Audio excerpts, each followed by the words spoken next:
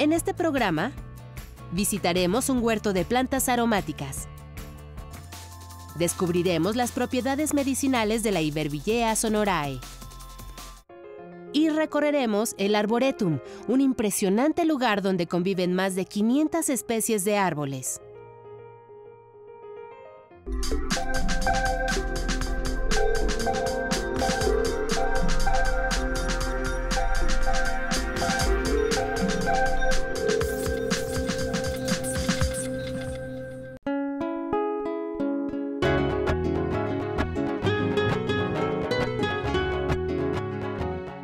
Bienvenidos a Factor Ciencia, yo soy Alejandro García Moreno y en esta ocasión los saludo desde el Jardín Botánico del Instituto de Biología de la Universidad Nacional Autónoma de México, al sur de la ciudad. Este es un espléndido lugar que fue creado en 1959 y al día de hoy alberga más de 1,600 especies de plantas y de árboles que podemos encontrar en todo el territorio nacional. Como pueden ver, lo que predomina aquí es el color verde, aunque en una gran variedad de tonalidades. Las plantas, y es a lo que vamos a dedicar este programa, son organismos claves para la salud del medio ambiente y por supuesto para la vida humana, así es que te invito a que conozcas la ciencia y la tecnología detrás de la botánica. Comenzamos.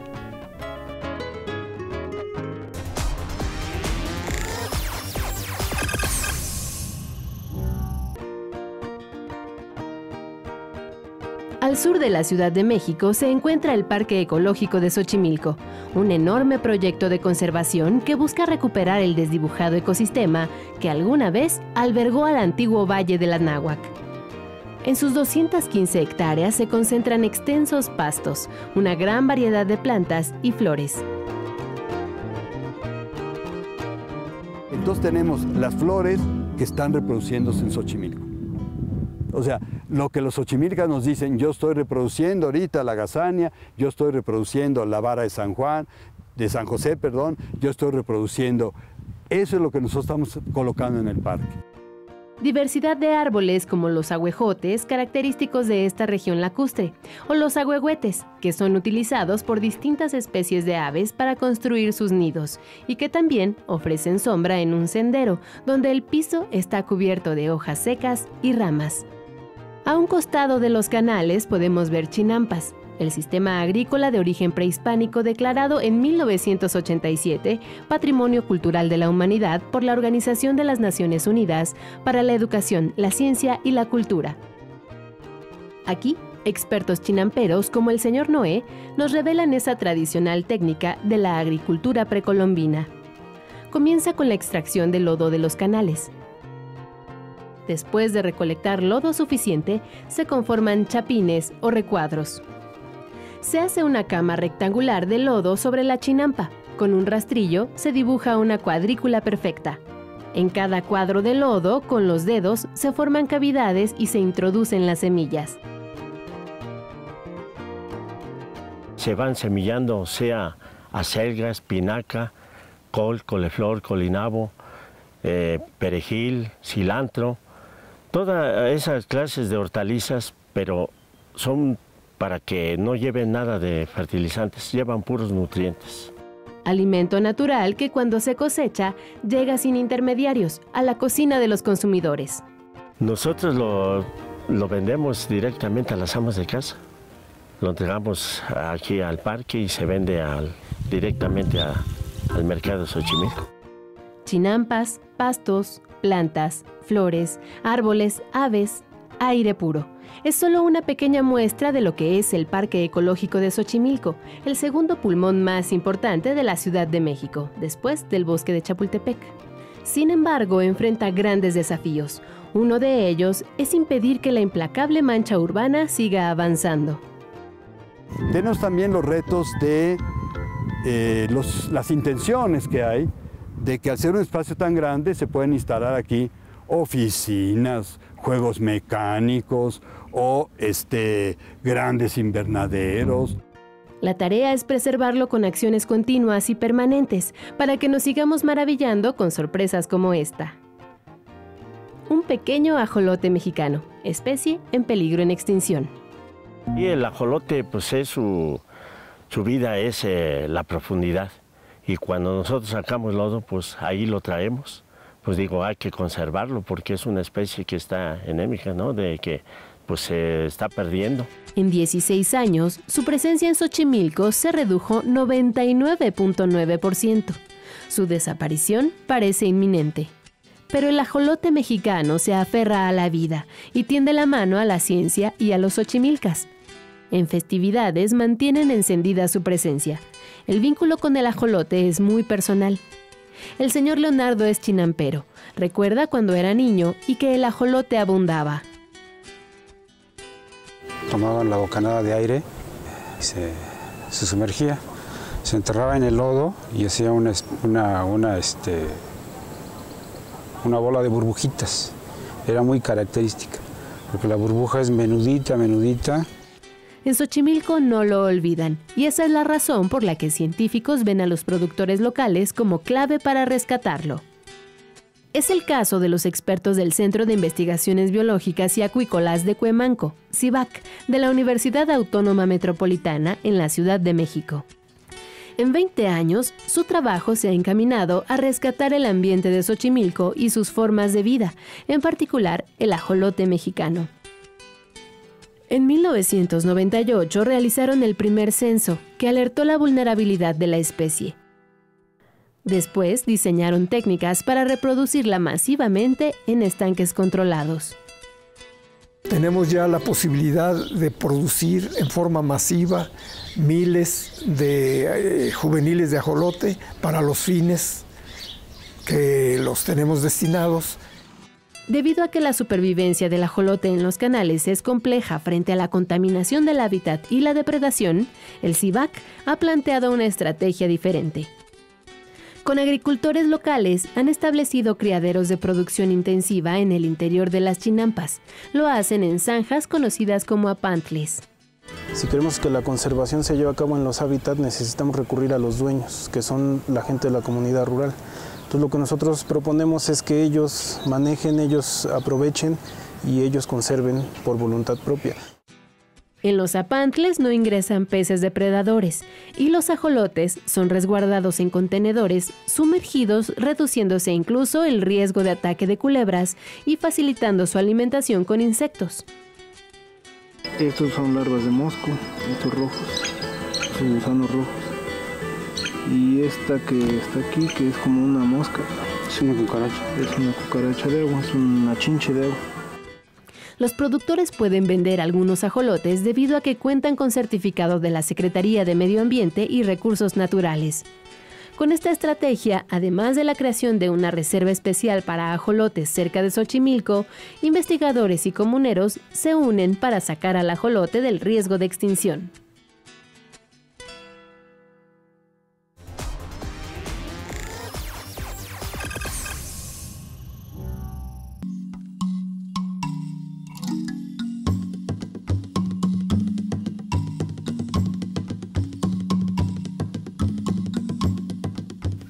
Una pieza clave dentro del desarrollo de la farmacología moderna es la herbolaria. Es por ello que nos encontramos aquí en esta zona del Jardín Botánico de la UNAM, que está destinada a plantas medicinales. Cabe destacar que nuestro país cuenta con más de 4.500 especies de plantas medicinales, lo que nos coloca en el segundo lugar a nivel mundial en este rubro. Y hacer un recorrido por este sitio es bastante enriquecedor porque encuentras fichas informativas donde te explica lo que estás observando. Por ejemplo, en este pequeño jardín, esta jardinera, encontramos muitle rojo, que es una planta que se utiliza para fortalecer la sangre. También tenemos por acá Orosus, es una planta que se utiliza para los remedios digestivos, y conforme vas avanzando puedes encontrarte muchas otras, a lo mejor algunas más comunes para nosotros, como la hierbabuena, la manzanilla o la árnica, que se utiliza para los golpes. Pero una que es muy interesante es el guareque, y esta planta está siendo estudiada por científicos del Instituto Politécnico Nacional. ¿Quieres saber para qué? Aquí te lo presento. A esta planta se le conoce con el nombre de guareque, pero su nombre científico es Ibervillea sonorae. Es nativa de Sonora y Sinaloa. Además de su uso común como detergente, la medicina tradicional le ha encontrado numerosas propiedades medicinales, entre ellas bajar los niveles de glucosa en la sangre. La ciencia también ha confirmado su potencial farmacológico y hay ya varias universidades en busca de su principio activo. Científicos de la Universidad Profesional Interdisciplinaria de Biotecnología del Instituto Politécnico Nacional se han dado a la tarea de confirmar sus cualidades medicinales. La planta tiene propiedades hipoglucemiantes, ya se ha demostrado en 2 publicaciones a partir del 2002 que se ha reportado esta situación a nivel de ratas. Sin embargo, la gente de manera tradicional siempre la ha utilizado precisamente para ese control. Los investigadores trabajan moliendo las raíces del guareque para obtener un extracto en el que está el principio activo responsable de las propiedades medicinales. Una vez que tenemos el extracto total, donde tenemos una infinidad de componentes químicos, estamos haciendo la separación de las diferentes fracciones que componen este extracto. Entre todas estas fracciones tenemos que probarlas, hacer las pruebas biológicas en animales. Aunque ya existen presentaciones de esta planta en el mercado, los biotecnólogos politécnicos han comprobado que no están estudiadas ni dosificadas de manera correcta.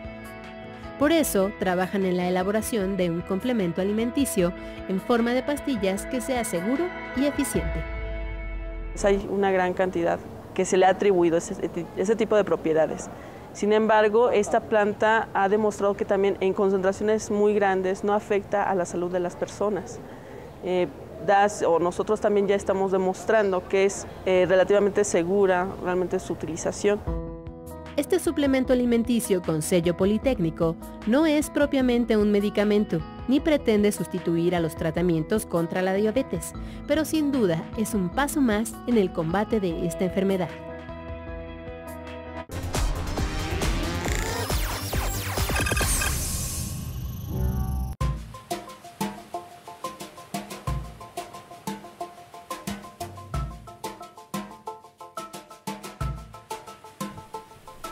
Dos características particulares de esta zona del Jardín Botánico son los aromas y, por supuesto, los sabores. Por ejemplo, aquí tengo una planta de lavanda que, aunque es originaria del Mediterráneo, es muy abundante en nuestro país. Esta planta generalmente se utiliza para la fabricación de esencias o de lociones. Encontramos también otro tipo de plantas que son consideradas también hierbas finas y son de mucha utilidad para la cocina. Vimos por aquí epazote, menta, hierbabuena, algunas manzanillas que son utilizadas también para remedios caseros. Pero algo que particularmente hace interesantes a estas plantas es sus múltiples aplicaciones. Como te dije, esta se puede utilizar para la fabricación de lociones y hay otras que incluso se utilizan como insecticidas o repelentes. ¿Te has preguntado cómo se podrían producir estas variedades en el desierto? El desierto suele cargar con la mala fama de ser un sitio hostil para la vida, lo cual está lejos de ser verdad. Es un ecosistema con una biología muy específica que se puede aprovechar con ayuda de la ciencia. Expertos del Centro de Investigaciones Biológicas del Noroeste han estudiado cómo hacer más eficiente la producción de hierbas aromáticas a partir de analizar las condiciones del lugar. En La Paz, Baja California Sur, cultivan de este modo tomillo y orégano orgánicos. Todo tiene que ver con hierbas aromáticas en el sistema de producción orgánica y protegido. Entonces de ahí se deriva lo que es nutrición, uso de abonos orgánicos, como es composta, lombricomposta, con manejo integrado de plagas y enfermedades.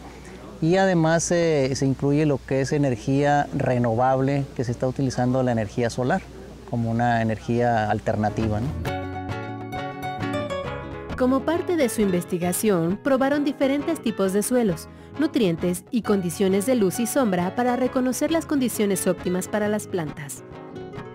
Determinaron cuándo debían regarse, con qué frecuencia y el horario. Los resultados les mostraron que el tomillo y el orégano se desarrollaron mejor cuando se les hizo crecer bajo la llamada malla sombra y cuando se abonaron con composta mezclada con yeso. Incluye un sistema de riego manejado a través de solar. Entonces ahí se utiliza una energía alternativa. Diferentes sensores se ubican en las parcelas y está completamente automatizado. Entonces eso ha tenido mucho impacto en el productor. A través de internet vigilaron que el invernadero tuviera buenas condiciones de temperatura y humedad. Sus resultados fueron muy alentadores. Con esta tecnología, las plantas triplicaron su crecimiento.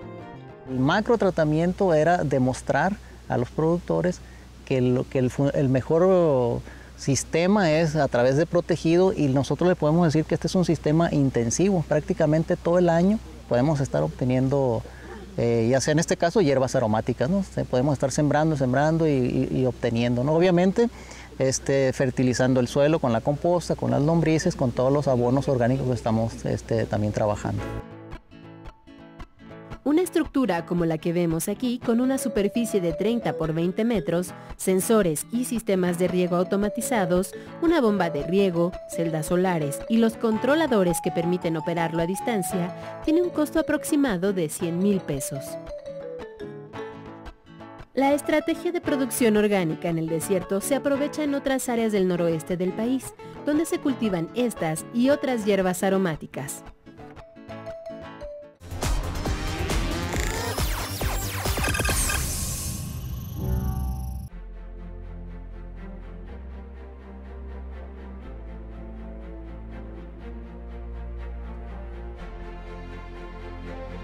Además de regalarnos vistas tan espectaculares como estas, las plantas son fundamentales para el desarrollo de vida de hombres y animales aquí en nuestro planeta, pues son las encargadas de producir el oxígeno que respiramos, y esto a través del proceso de fotosíntesis. Este lugar es una colección viva, un espacio para el disfrute, la investigación y la conservación. Es el Arboretum de la Fundación Mexicana del Árbol en Texcoco, Estado de México, donde conviven más de 500 especies de árboles, la mayoría endémicos. Los árboles son testigos del tiempo. Habitan la Tierra hace más de 350 millones de años. Son los seres más grandes y longevos que se conocen. Como las secuoyas, que rebasan los 100 metros de altura y pueden vivir más de 3,000 años. Pero la diferencia entre un árbol y una planta normal es que el árbol tiene propiedades especiales en su madera, que conforman la madera para poder sostener su peso. Eso es lo que le da esa gran resistencia y longevidad. El árbol es una planta longeva, a diferencia de otras plantas que no son tan duraderas en su ciclo de vida. Estos organismos verdes habitan en todos los ecosistemas. Son el pilar de la biodiversidad. Su permanencia es la clave para la existencia de muchas especies. Proporcionan oxígeno, refugio, alimento, filtran agua y regulan el clima. Desafortunadamente en México, 250,000 hectáreas de bosques y selvas se pierden al año por el avance de la mancha urbana, el cambio climático y la escasa cultura ambiental. Una de las formas de conservación importantes son los jardines botánicos como este, porque traemos y concentramos especies de diferentes ecosistemas tropicales, desérticos, de montaña, y los traemos aquí, a un solo punto donde queremos que el joven, el ser humano, aprenda a identificarlos, a reconocerlos. En este jardín especializado, lo mismo se puede conocer árboles frutales, medicinales, de maderas finas y ornamentales, identificando las características de cada especie. Necesitamos conocer los árboles, por nombre y apellido. Cuando menos los grupos, pero no podemos hablar de árboles ya con esa palabra ambigua. Tenemos que ir hablando qué es un pino, qué es un encino, qué es una ceiba, qué es una caoba. Pero tenemos que ir diferenciándolos como aprendemos a diferenciar los pájaros.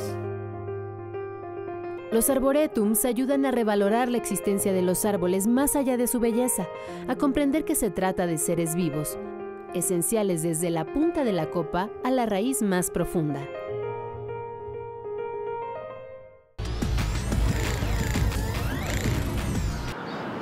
Mi nombre es José Carlos Uribe Ortiz y mi pregunta es, ¿qué está haciendo la ciencia por la vida de los orangutanes?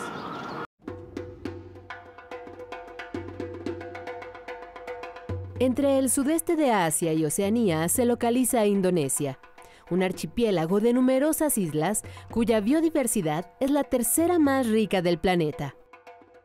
Aquí, en sus bosques tropicales, todavía se produce aceite de palma de forma artesanal.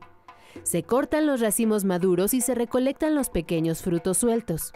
Se calientan para su maceración y se trituran hasta obtener un aceite rojo que se comercializa en la región. El aceite vegetal es usado como biocombustible y materia prima en la elaboración de productos alimenticios, cosméticos y detergentes.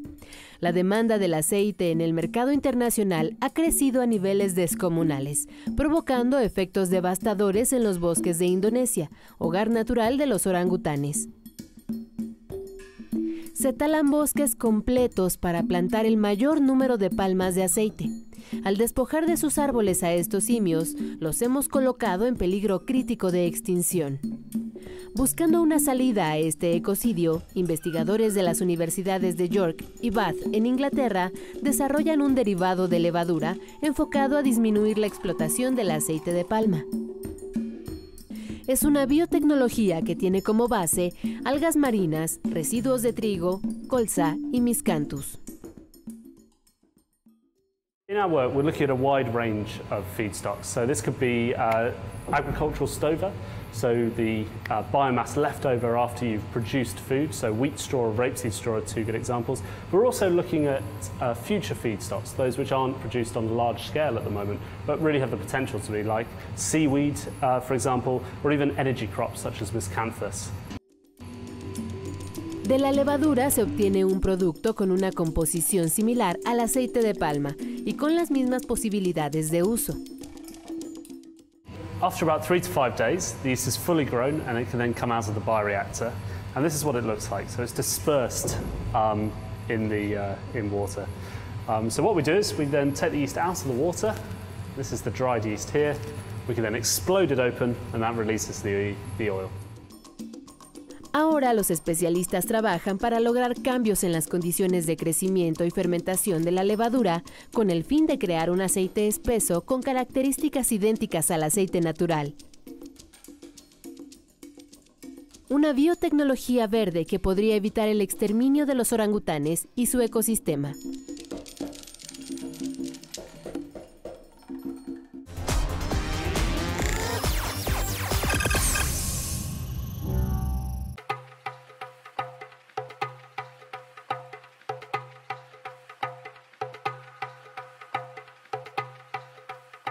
Como todos los seres vivos, las plantas obviamente se reproducen.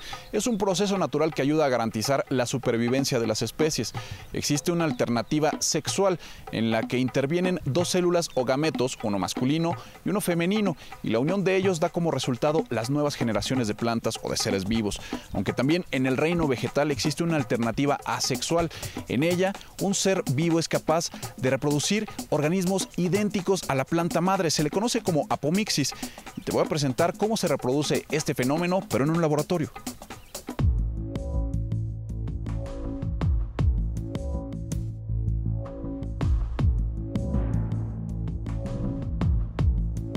El diente de león es una de las plantas más afamadas por la manera de dispersar sus semillas al desprender sus cipselas o frutos.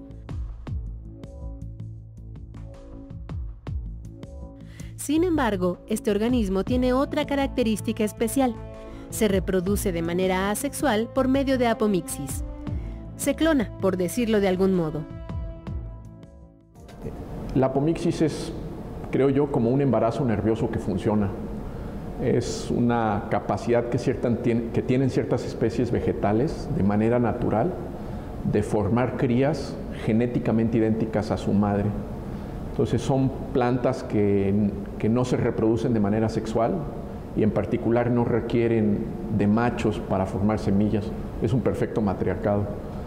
Y este paradigma reproductivo cuestiona fuertemente todo lo que tiene que ver con la evolución de la sexualidad. Científicos del Laboratorio Nacional de Genómica para la Biodiversidad en Irapuato, vinculados al Centro de Investigación y de Estudios Avanzados, CINVESTAB, del Instituto Politécnico Nacional, se abocaron a estudiar de manera detallada el proceso de apomixis al grado que lograron replicarlo. Y de buenas a primeras, pues cambió completamente la manera en que los grupos que hacen investigación en apomixis enfocan sus trabajos. Yo diría que sí cambiamos el paradigma de la investigación en apomixis hace un par de años con los trabajos que se realizaron aquí en Simvestab, Irapuato. Lo hicieron con una planta modelo que se reproduce sexualmente. Encontraron que si alternaban su ambiente podía cambiar su biología.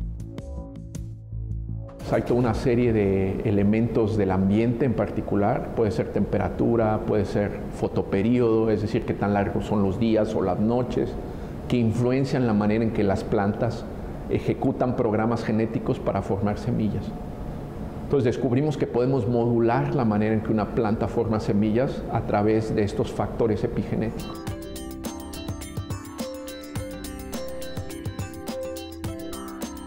Los expertos confían en que sus conocimientos se puedan aplicar más adelante en la obtención de semillas de interés agrícola, con cualidades que favorezcan su cultivo y sus propiedades nutrimentales.